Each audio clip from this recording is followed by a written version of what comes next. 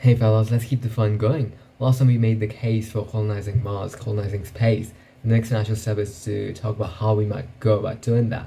So let's do that today. We'll start by making a case for what's the most optimal way to go about this. And surprise, surprise, it's not going to be the Mars plan, which Elon Musk has. We are then going to lay out a case for why the most optimal step is the most optimal step. The next step will be to colonize Mars, will be to colonize the moon before then, and we'll sketch out some details for that. The step after that would be colonizing and terraforming Venus, so we'll talk briefly about that.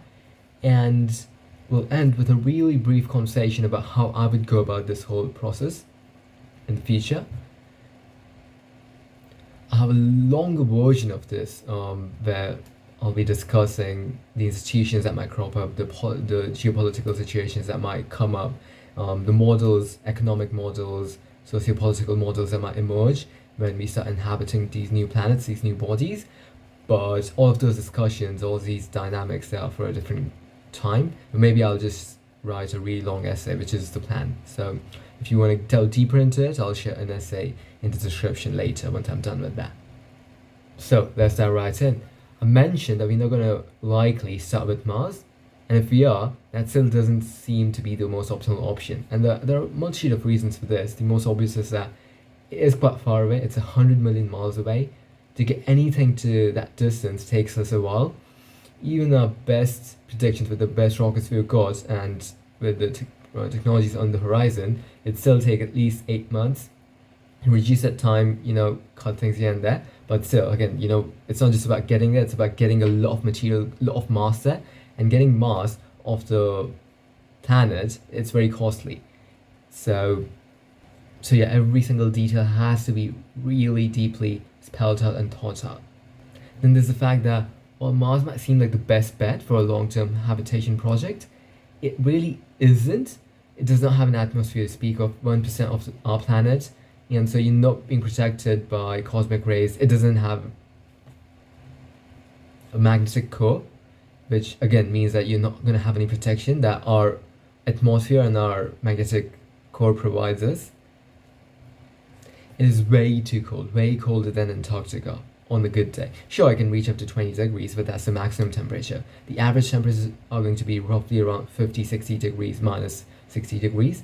And so you're not going to be able to do the things that you'd ideally want to do. Like, you'd still have to spend most of your time in the habitats rather than, going out and building and, well, just soaking in the beauty of the Martian landscape, which admittedly is one of the most beautiful spectacles in our solar system, but that's before we know what else is in store in places like in Titan, Io, etc.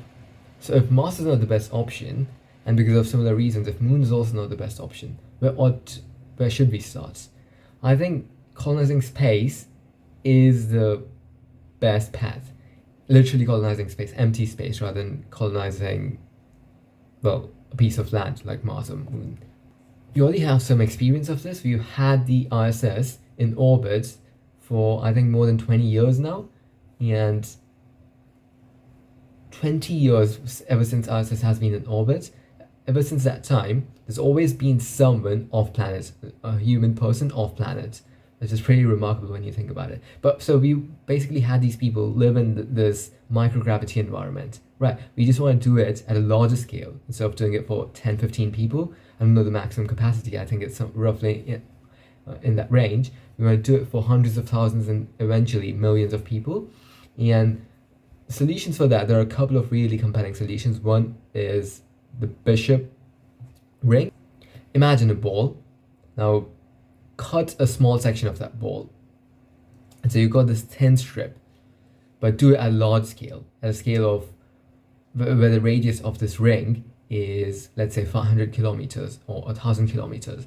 Now this structure, once it starts rotating, it can have artificial gravity, which is going to be one of the biggest problems that we face when we start colonizing different places. Actually, I forgot to mention that. That's one of the big reasons why we ought not start with Mars. Its gravity is 30% of our planet's, and so even if we establish a long-term habitat on Mars, the babies, and again, we don't know how fast genetic engineering is going to develop, we could start making meaningful changes at the genetic level to make Mars born babies adapted to that environment. But if that's not on the cards in the near future, then we don't want to take those risks where these babies develop with real issues, real severe issues on a planet where you don't have the best of doctors, right? Because again, it'd be a waste of resources. Let's say that there are these 10 of the best doctors, right? It would be really stupid to send these best doctors to a planet which is a fraction of Earth's, well, a fraction of the human population. So we're not going to do that. Again, AIs and robotics changes the game substantially, but let's hold our horses for the time being. Right. So again, the bishop rings solves the biggest problem, well, one of the big problems, which is artificial gravity. And with these, we've seen depictions of these rings. A couple of places where a lot of the depictions of this is one in the movie Elysium, where humans are, again, I don't want to sketch out the plot in detail, but one of the plot points is that the planet, the Earth, has become uninhabitable because of wars, the ravages of wars, climate change, etc. And it's mostly only the poor people who live on this planet. All of the rich people, they've left the planet to live in a bishop ring structure which orbits our planet. And these people have a really thriving ecosystem, plants, nature, crops, etc. They're self-sufficient. And again, it's not just a hypothetical concept. We can actually make a bishop ring self-sufficient in a matter of a decade if we start something right now. Another version of this, not a version of this physically, but another version of us colonizing space is an O'Neill cylinder, which again rotates to create its own artificial gravity. Again, it's a mega structure. Again, it'll require us to develop the engineering skills that we simply do not possess. But these are not things that, we'll never be able to figure out, right? Like, for example, one of the big challenges will be to create invent the new materials like carbon. Carbon nanotubes is actually one of the materials that scientists speculate will be the optimal material. But we'll again have to do a lot of invention in material science, in nanotech, etc. to make this possible. But again, a lot of these things are on the cards, so nothing inconceivable, nothing that's impossible. So, if I was Elon Musk, actually, let's keep that discussion at the last part. So, if we look at our goals, again, we established in the last conversation that we want to start colonizing space, so extracting space resources, start doing things in space. Multitude of reasons for that. Again, you can just refer to that conversation for that. But the bottom line is that there's been a lot of discussion around how we ought not to do it in this moment, where we still need to solve problems over here. And a lot of people might start treating Earth as a backup plan if we actually do set up really successful, thriving, flourishing colonies on Mars, on Moon, in bishop rings, in O'Neill cylinder structures, right? So that's a valid concern, but it's not so much about that. It's about, there's a thing that I forgot to mention in that, which is that, we think of the Earth population as having a natural cap, which is the carrying capacity of our planet, right? Because we've got limited natural resources. We don't want to turn every single centimeter of our planet into a home for a human being, right? Like, potentially, we could actually have like 20 billion people on this planet right now. But that would mean that we cut down all the forests, we convert everything, we start utilizing resource. A lot of the resources that we end up using, they are recyclable. A lot of the ones that aren't, we can start getting them from space, right? But we can basically house 20 billion people on this planet. And one of the things that we did talk about is how life is more imperative, having more life, having more consciousness, right? But the only way we can have more life is by actually making space livable. Right, so it could be Mars, it could be Moon, it could be structures like O-ring structures. And that's why we've got to do it, because we want to start reducing the strain on our planet. As soon as we build these structures, these O'Neill structures, for example, you can start moving people off planet. And again, if you've done that, let's say that Earth's ideal carrying capacity, equilibrium carrying capacity is 8 billion, let's say. Then what we could do is that we want to have more humans, but every human, like, we'll keep it's not going to be a hard limit. It can be 8 billion and 100 million. right? Can be in that range. But what we do is we try to keep that Earth's population at that number, and everyone else would not everyone else who's born after that, but there'll be people who will willingly want to live off planet, right? Like in these Halo rings, for example, not Halo rings, but yeah, Halo was actually the other place where I got the inspiration of doing something of this sort. When I was a young kid when I used to play Halo, I was like, oh, it'd be so great to live in these structures, right? And we are going to do that. Anyways, yeah, there'll be people who will be wanting to live in these structures, who will be wanting to spend their entire life in these structures. Another movie where these structures make an appearance is Interstellar. In the last scenes, you see that as being the place where humans, most of the humans, like the remaining billions of humans, have actually like multiple structures, not just one, because one structure won't be able to. Sure, you can build it large enough, but it'll probably have like structures with the carrying capacity of 20 million, and so we'll have like 100 of these structures in the Earth orbit, so that we get the same amount of radiation from the sun, right? Because we again want to keep some of these things fixed, like gravity, the amount of radiation we receive. We're going to keep some of these things fixed, and this is a good solution to be able to do that. So that'll be another thing that we could do. But how do we build these kinds of structures, right? You start small, simple as that. But we don't have enough material on this planet. We have enough material, but we don't want to, use our planet as a factory. Again, I established in the last conversation that this is one of my big motivations. That as soon as we start developing a space economy, we start reducing the economic load, the industrial load on this planet, such that we can start gathering resources from other places like asteroids and mining them from other planets, right? And even energy, for example. If we get space-based solar power done, like we're going to stop mining coal, stop fracking, stop doing all those things which are destroying habitats, adding misery to our planet and its inhabitants, right? Even non-human inhabitants. So we'll do that. So what we'll do is we'll force out with space-based solar power, and that's it's a very modular solution. So you've got one unit which, let's say, captures 1 megawatts of energy, right? And then you start mining asteroids. You bring asteroids, again, we'll have to invent new technologies to do this, but we could do this within 5 years, right? There's not a strong will, because resources on this planet are so much cheaper compared to anything you could have in space. But if you actually want to build in space, right? So we are talking of building a colony in space, it would be far cheaper, I think, even with our current economic models, to bring an asteroid from the asteroid belt to that point, to a Lagrange point near the Earth, and then use it to build an O-ring structure, bishop ring, or something of that, whatever you want to build, or space-based. You basically start with energy, you start selling the energy, and then, you start converting a lot of that asteroid into living structures, right? Initially for 10,000 people, then 100,000 people. So it's obviously going to be a staggered approach. Very conceivable. This could happen within 10 years. The Mars thing might take longer. Like Elon Musk, he says that there'll be 1 million people living on Mars by the end of this decade.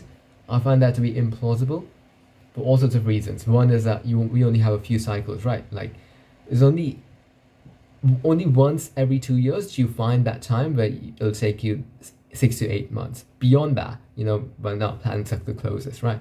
But beyond that, the journeys would take a lot longer, such that they might become unsustainable, or they might not just be feasible enough, right? Apart from that, we already mentioned of the problems with Mars that we don't have to face when we talk of these mega structures floating in space.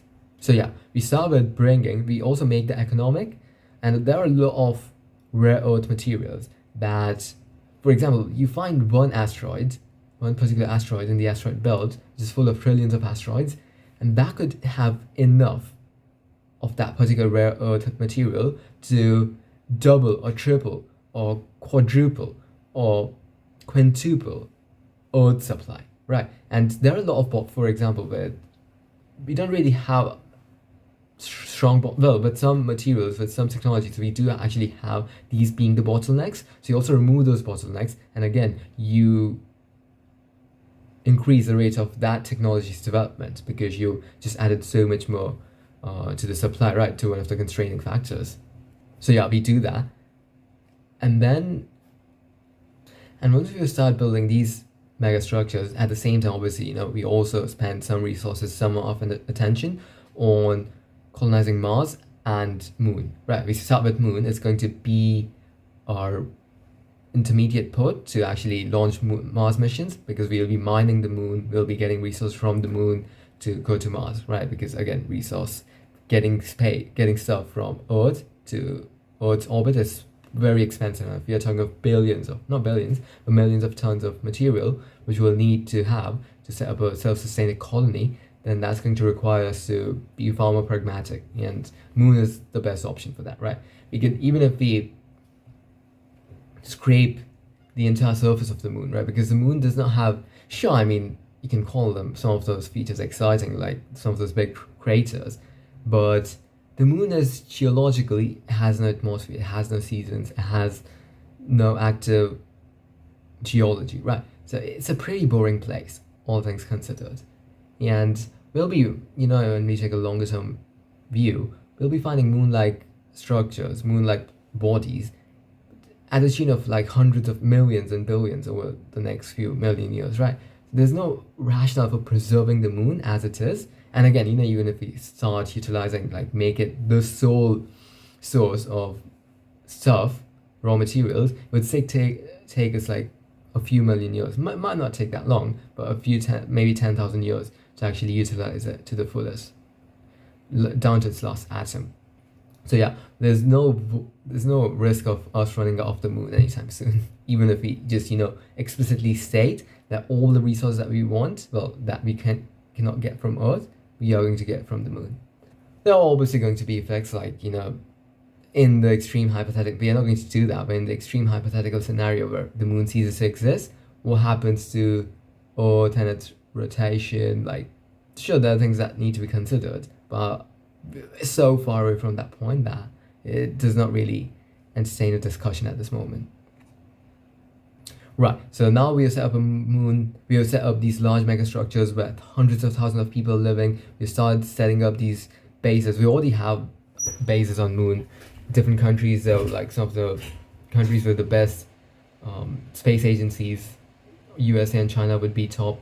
And this is going to create interesting geopolitical implications because we don't have any, even on our planet, a lot of this was arbitrary. And in terms of how land would be distributed, for example, the Russians sold Alaska to the Americans, and yeah, the French sold their land to the Americans.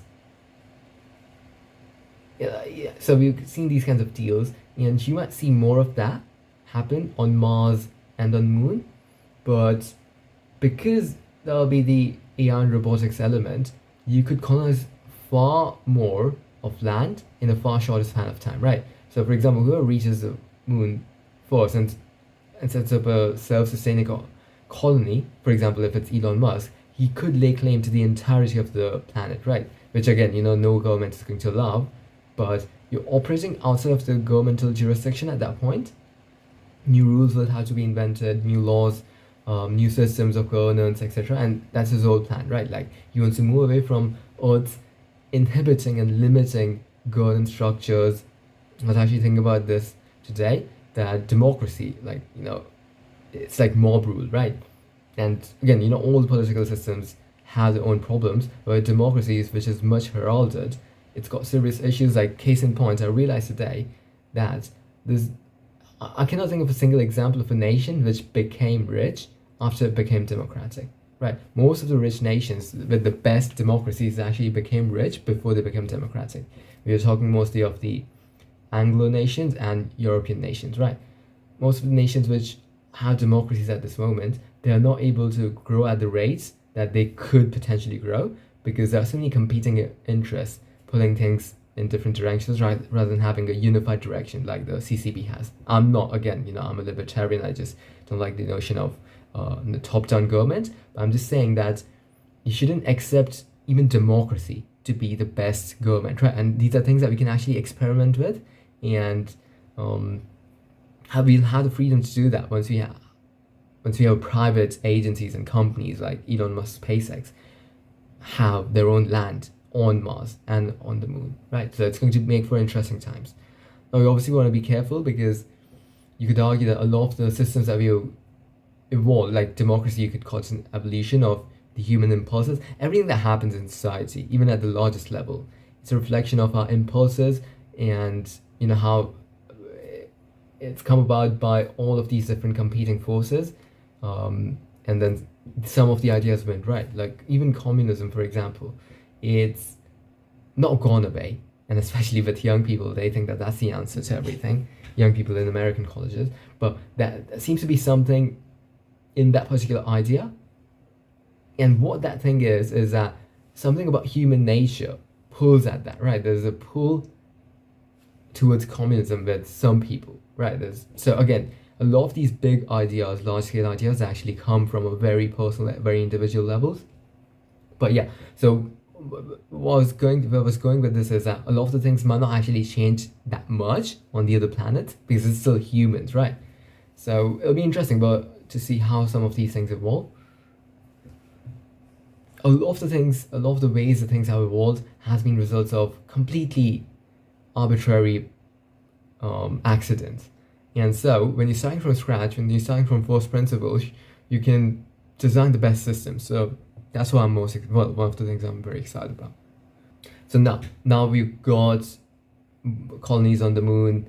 And at Astra, for example, you see people taking a flight to the moon just as you would take a flight to the USA, for example, or whatever, right? So we're going to have that.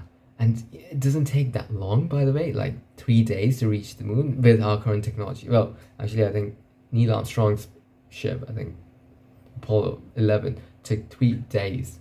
I think so. Yeah, to reach the moon, which isn't that much time when you think about it. I'm sure that we'd be faster this time around. But yeah, so 3 days to reach the moon. And with Mars, that seems like a long time, but there'll be some people who will go there with the intention of staying. There'll be some forever dying there. There'll be some people who will, like Elon Musk, for example, he says that one of his life goals is to die on Mars, just not on impact. There'll be some people who will want to stay there for like 10 years, 20 years, whatever, and then come back. So we'll have, many different versions of the people who are going there. I want to briefly discuss the journey itself. So it would take roughly, conservatively, 6 to 8 months. Okay, now, spend that much time cooped up in a spaceship seems like a long time, right? And there's been a lot of conversations around, the psychological stress, the psychological toll of having these journeys, and only, some people would be equipped to be able to deal with that without going mad, right? And I see the point, but also if we, again, it's going to require a certain temperament, it's going to require certain attributes in people who go to Mars, there's no doubt about it. But it's not as crazy as many people make it sound, because, early explorers, people who, or not just explorers, but even armies, for example, military people, they used to, our journeys, for example, from Britain to colonial India, from Britain to China, from Britain to Australia, these journeys would take months, like I think 4 to 8 months, sometimes 10 months if the weather's not really your best friend on that occasion. So humans have done these journeys, these really long journeys, which are a significant fraction of their lifetime, right? And for these people, actually, it was even an ever greater fraction of their life. For example, these people probably lived, like, especially sailors, probably lived like 50 years, 40 years, right?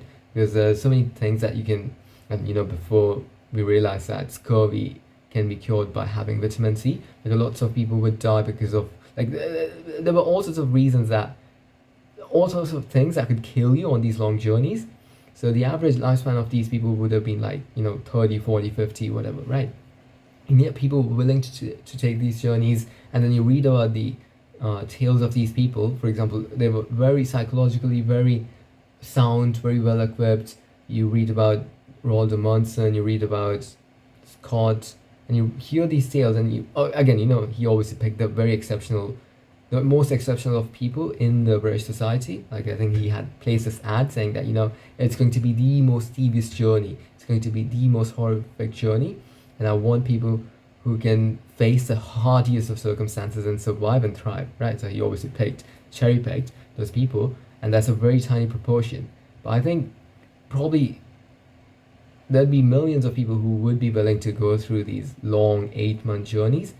Another thing that we need to realize is that these journeys, 8-month journeys from here to Mars, they're not going to be they cannot be compared to the ship sailing journeys of the past for a multitude of reasons. One is that, well, there are some positive reasons and some negative, right? The negatives would be that you don't have open air, so it's not like you can look at the sky, you can admire a sunset and a sunrise every single day, right? Some of these things won't be possible. You're just in the blank, not the empty void of space. You can see the sun every single day, but it's not going to be the same experience. Well, you will be able to look at the sun not just every day, but every moment of that journey. Yeah, but so that's one thing. You're not gonna have fresh air. That's the only thing I can think of. But apart from that, it's all positives, right? Because now we got like the entertainment options, reading options. Well, yeah, the way you can pass your time, like 8 months, can just fly by, right? You find like the 1,000 movies you want to watch. You pick like 1,000 books you want to read, and so 6 to 8 months, right? What's that? Like 200 days, let's say, give or take. So for 200 days, like you can watch a movie every single day. You can read a book every single day. That would take like in total like 10-15 hours, right?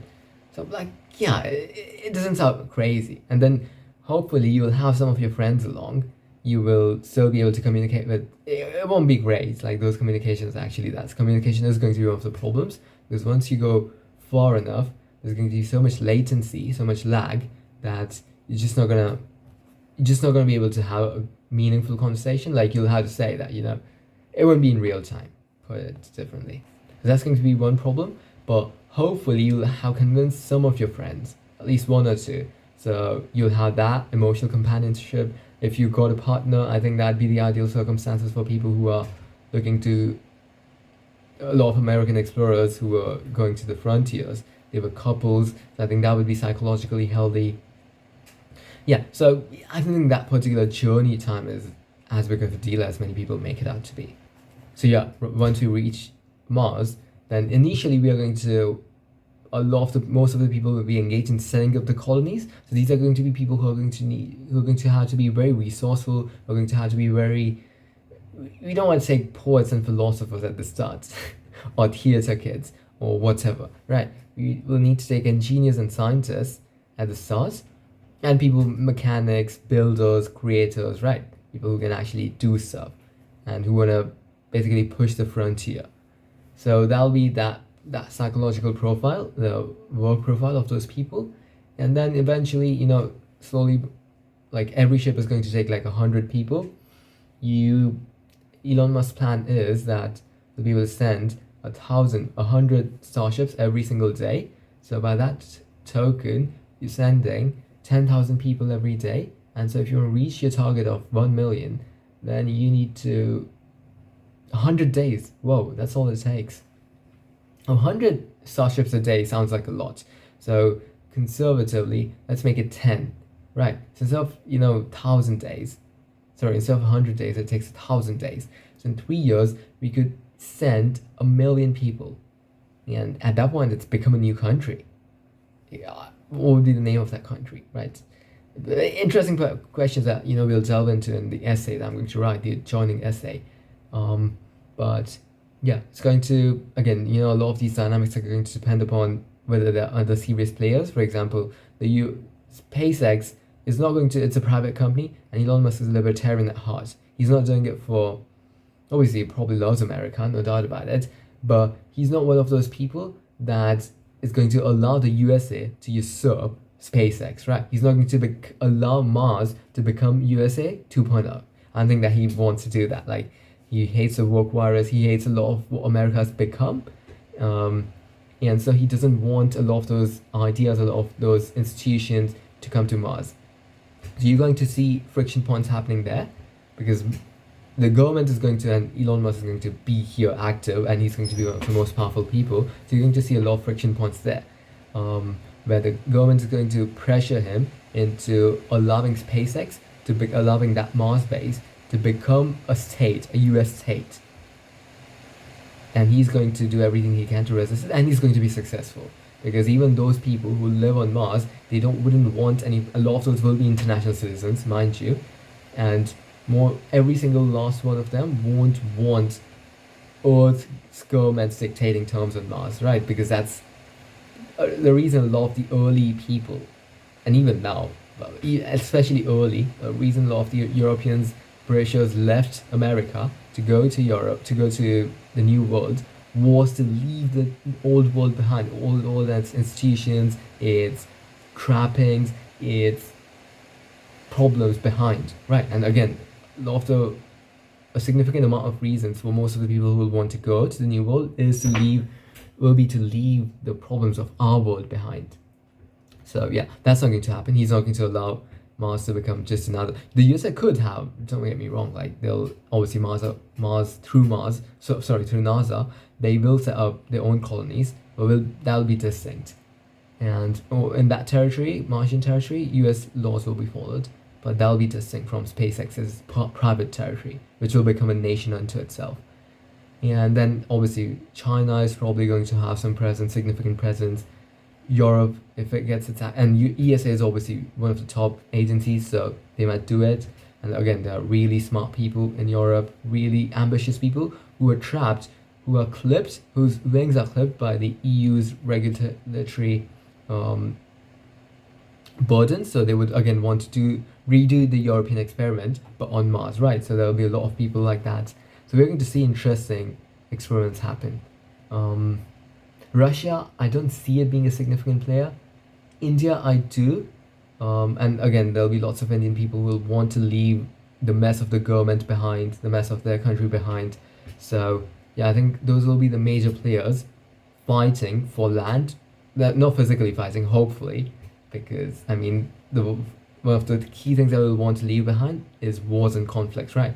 So hopefully we'll have ways to settle, who gets what amount of land. But I think these will be the big players. SpaceX, probably another private company. Blue Origin might be one, because Jeff Bezos is very ambitious and he can bankroll the operation. So that probably those are going to, and then my Electrain is going to be another big player. So those are three big players. Then you've got US, China, India, Europe as a distinct combined entity, not individual nations, because no individual nation will be able to bear this burden. It is going to require a ton. So it's going to be Europe. Even if the EU breaks up, I think the European Space Agency might still stick together. And maybe Russia in a limited presence. Because again, the Russian government, just like the Indian government, is the kind of government that lots of people would feel very disillusioned about, and they would want to leave that, right? So the greater the discontent with the government, the greater the degree that people would want to leave that behind. And so I think, again, if they get the demographics together, that's actually another thing. Yeah. So those are some of the details. And that at that point, we'll actually have, even if something happens, the worst catastrophe happens with our planet, and again, we'll take animal species and plant species there too. They won't be able to live out in the open, but we will start building spaces for these animal species and plant species to live, flora and fauna to live. Genetic backup for all species, right? Like Noah's Ark, but we'll want to have multiple backups, one on our planet, one deep in our planet, such that if something happens on the surface, we can always retrieve that. Then we'll want to have not just backup for all flora and fauna, but backup for all the different ethnicities. I think that would be interesting. Yeah, I think that would be a requirement too. That's something you would want to do. Every single race, every single ethnicity. Well, ethnicity, but if you're gonna get more granular. So basically, genetic backup in case something goes horribly wrong, right? And we would want to have multiple backups of these backups. So one of these backups would be, there'll be multiple backups on our planet, buried deep inside. There'll be some backups on the moon. There'll be some backups floating in space, and there'll be some backups on Mars. All flora, all fauna, and all ethnicities. Yeah, so that'll be something we'll want to do. Again, this is in the off chance something dramatically, the worst thing happens, right? Which is extinction scale event on our planet. Odds of this happening are pretty low, but because the cost is so high, which is the end of our species, the best thing that, well, end of life, which is the best thing there is about the universe, we ought to have backups. We gotta be. Only the paranoid survive. That's one of my favorite lines, one of my favorite books. And humans have got to be paranoid. Again, it'll be a paranoia. It was a paranoia which was one of the big factors in us doing a lot of the things that we've done. For example, nuclear energy, right? Now, actually, you can say that the destruction of Hiroshima and Nagasaki, but I look at it positively. I love the Japanese people. But if you make a rational assessment, that saved, again, this is a controversial topic and it's completely unrelated, so I shouldn't talk about it, but the Japanese people were not going to give up. They are full of pride, and especially at that time, the monarchy was very strong. And so the monarchy wouldn't have allowed the Japanese people to give up.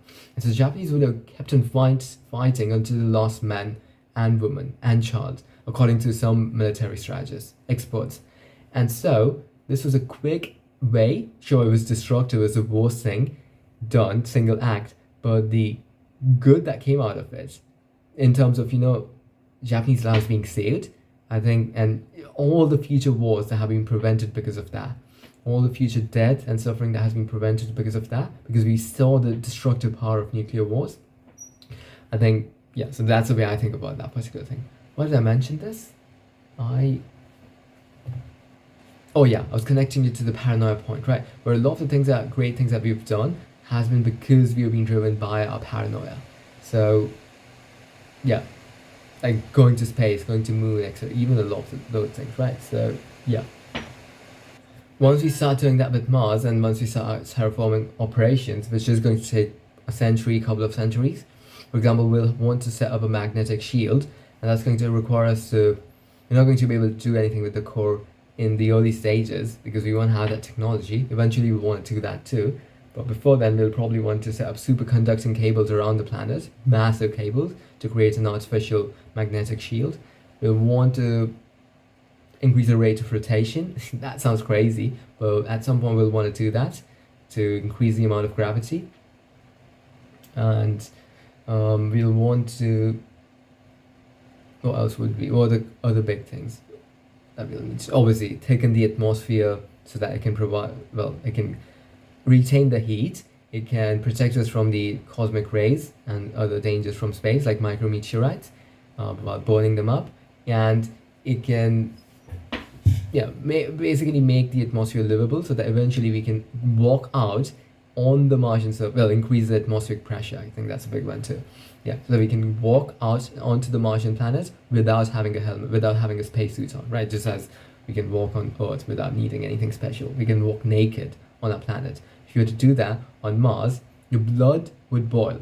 The pressure is 100th of the pressure on this planet, and so if you took off your helmet for a second, your blood would literally explode. Like, yeah. So not the best idea. Don't ever do that on Mars. Okay, so now it's the year 2060. You've got a really strong presence on the moon. Millions of people living on the moon, millions of people living on Mars. Right, and now we set our sights on Venus. Venus, our twin planets, our sister planet. And it's a sister planet for all sorts of reasons, similar size to our planet, maybe similar evolutionary history, geological history. I don't want to use the evolution in, yeah, I mean, I don't know, you get why I meant that.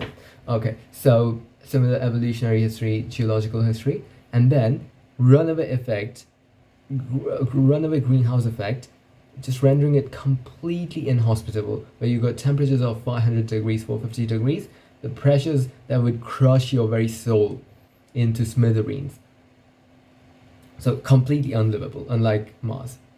But it's also easy to fix in a way, and I think that's why we might actually start pouring more efforts into Venus, maybe from 2050 itself, maybe 2050, yeah. So we're going to reverse that runaway greenhouse effect. The good thing is that initially we are going to be using Venus as a factory. We're going to use it as a source of energy.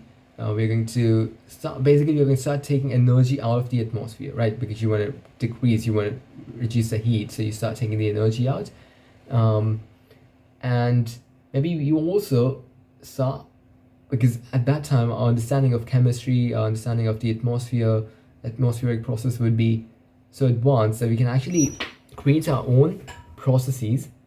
We can kickstart our own processes, catalytic processes on that planet that can maybe, convert a lot of those particles into solids over some span of time, do all sorts of things so that we reduce the atmospheric pressure, right? That's the goal, and reduce the heat.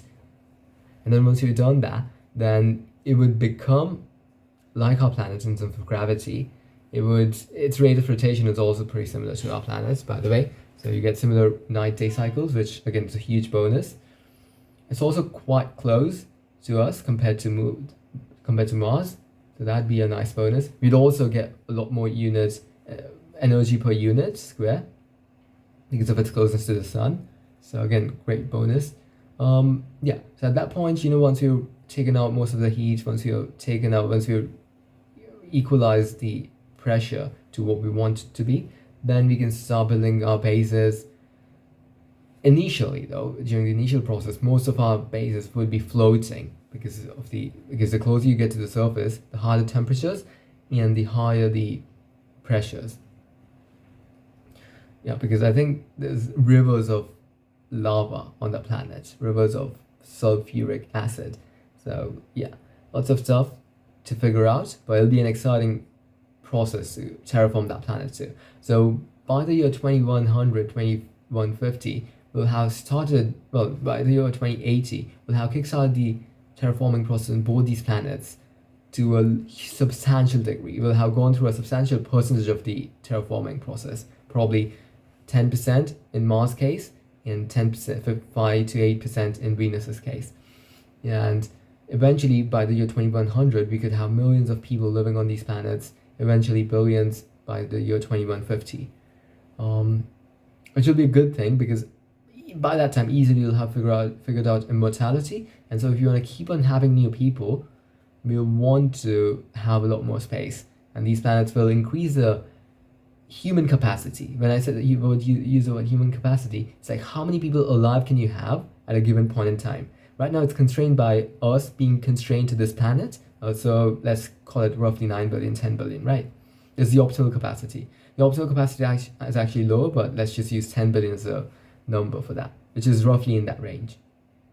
Well, it's at least in the order of magnitude of that range, right? Now, if you want to increase it to 100 billion, or let's say 20 billion, 30 billion, right, then Earth is not enough. We need to go to space. But we also would want to, start utilizing these planets. So that's what we're going to do. Now, I could talk about the details around, how we would go about doing this, around the actual terraforming process, around, some of the science behind the process, some of the technologies that will go into this, some of the future spacefaring technologies that will allow us to travel faster, etc. But all of that is for a separate discussion, rather it's for the adjoining essay. For now, I want to end on a discussion around what I would do. What would my approach be to this? So let's assume that I start with a few $100 million.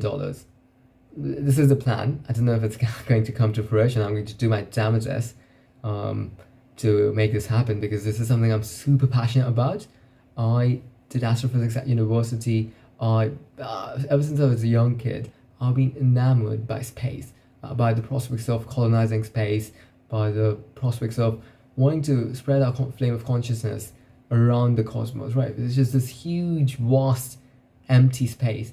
And the only thing that can bring beauty to these places is human, is consciousness, right? So I've always been enamored, been captured by that idea. And I was always of the mind that, as soon as, hopefully I would make profits in the early businesses I do, small scale businesses like, whatever, right?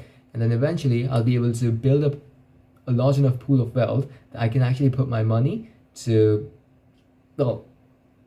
creating a company that operates in space colony, in the industry of space colonization. And that's it's interesting. I always had this vision, and it's very interesting that there are a couple of the most prominent people who are doing this. There are a couple of people who actually followed this blueprint.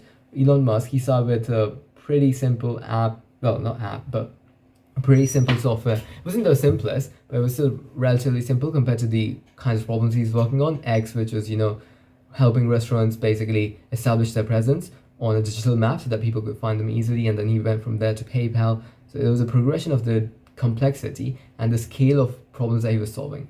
With Jeff Bezos, it was compressed into a far fewest number of steps. It was just, Amazon, which solves a really big problem, but still, it's just getting stuff to people.